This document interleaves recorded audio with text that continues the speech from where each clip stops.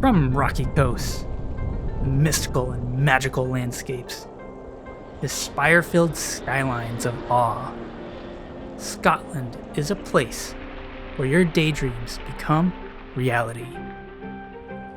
Join me on this Scottish road trip and series as we drive through the country, hike unreal landscapes, check out famous sights, and take a walk through the city.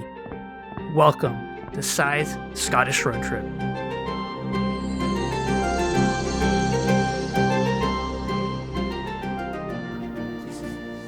Hey everyone, it's Sgùrr, and welcome to episode 2.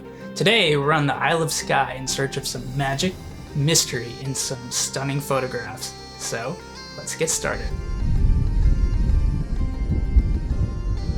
Skye. Skye is the largest of the major islands of the Inner Hebrides chain. The island has been long occupied from the Pictish, Celtic, and Norse rule. The island was once considered Norwegian before the 1266 Treaty of Perth gave control of the island permanently to Scotland.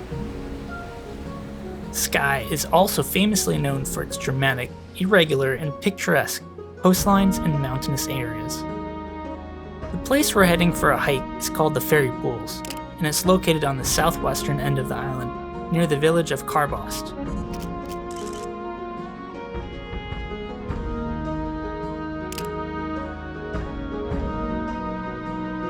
The landscape here is unreal. Waterproof footwear here is a must. Don't get cold feet now. There are a couple river crossings, so do be careful and take your time. These fairy pools form the River Brittle and are a beautiful cascade of rock pools of crystal clear spring water. They're fed by a series of waterfalls from the Black Cuillin mountains that you see in the backdrop of a lot of these clips. There are 3 main hikes that you can embark upon from the parking lot, ranging in different lengths, the most commonly walked one being 2.3 miles. There is a 4.7 mile middle option, and the longest option being around 11 to 13 miles long. As for distance, we weren't really sure what to expect, as it's currently the wet season on Skye, and the ground is just like one constantly damp sponge, and the weather here can turn poor in an instant. So let's just play it by ear, see how far we get. The pools were just gorgeous, full of emerald green and slight turquoise hues. It made for a nice contrast to the gold grasses on the riverbanks. This contrast made for some awesome photos, and I went a little crazy editing them, but I really loved how these photos turned out. The locals said that some people are brave enough to swim and dip in the icy waters during the warmer months, and some even crazy enough during the winter months. We decided, maybe another day. It is a truly serene setting, but it wasn't always the case, according to history. The fairy pools were the location of the last and bloodiest clan battle of Skye. The Battle of Coire and Creiche was between the long-feuding clans of the MacLeods of Dunvegan and the MacDonalds of Sleat. The MacDonalds were victorious, but it is said that the battle was so fierce and deadly that the fairy pools ran red with blood.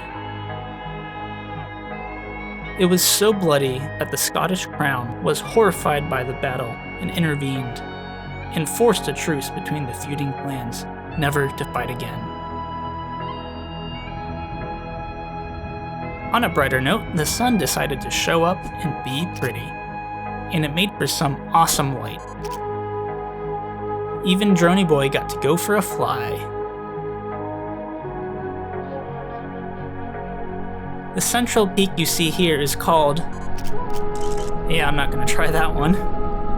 And if you're feeling especially adventurous, you can scramble up it on a good day. It was a lucky day through the boggy, peaty foothills of Quiraing. Peat is commonly found all over Skye, in the Scottish Islands, and all over Scotland. It's used in the distilling process of a lot of whiskies and scotches, especially from the island of Islay.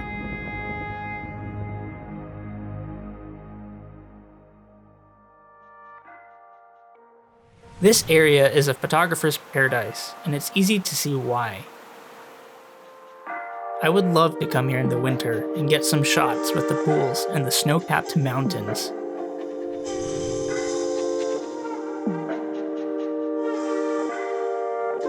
Once you're done, the Talisker Distillery is only 4.3 miles away. Unfortunately for us, they were closed for renovation for the wintertime. Quite foggy, as they say. Around. What? What you say, me darling? Talisker Skye, of course.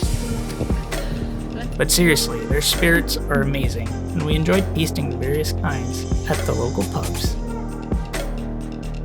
There's also an amazing coffee shop in town that will have hot drinks, delicious flapjacks, and sausage rolls for post-hike sustenance. Day 1 was great, and we saw a lot and stopped a lot, but I find myself enjoying the days where you spend the day outside just being in the present, and today was a good day.